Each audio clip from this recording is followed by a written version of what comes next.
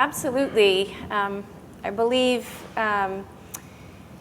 patients, when they're losing sleep, they eat more in the day. I believe there's several studies that suggest that they consume 500 more calories per day just to stay awake. So absolutely, stress can affect your sleep and then adversely affect your health.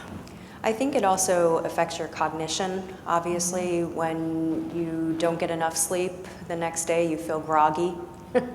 You probably don't have the same reaction time as you would if you got a full amount sleep. And I think, when we talk about sleep, how much sleep is enough sleep, everybody is different. I generally tend to say 7 to 8 hours, but I think that may change depending on how old we are. I also think that it could be a problem with getting to sleep, inability to stay asleep, basically poor sleeping habits.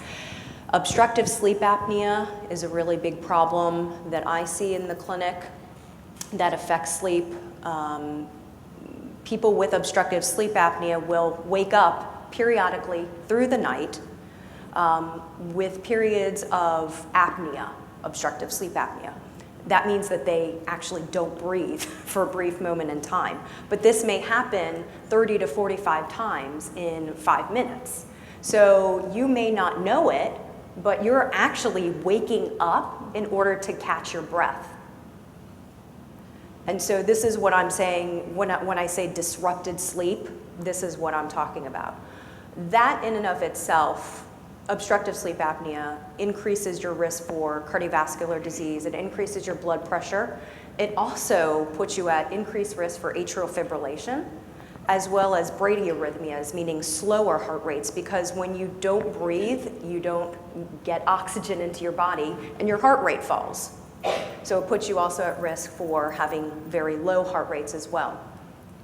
In general, without obstructive sleep apnea, not getting enough sleep does increase the inflammation in the coronary arteries, leading to plaque rupture. So from a cardiac perspective, not only obviously with overeating the next day, but the increase in the blood pressure and the inflammation that occurs inside the coronary arteries is pretty disruptive to any, even if it's a small amount of plaque. Now, I have to remind everyone, just because you have mild plaque buildup in your coronary arteries does not mean that you're not at risk for a heart attack.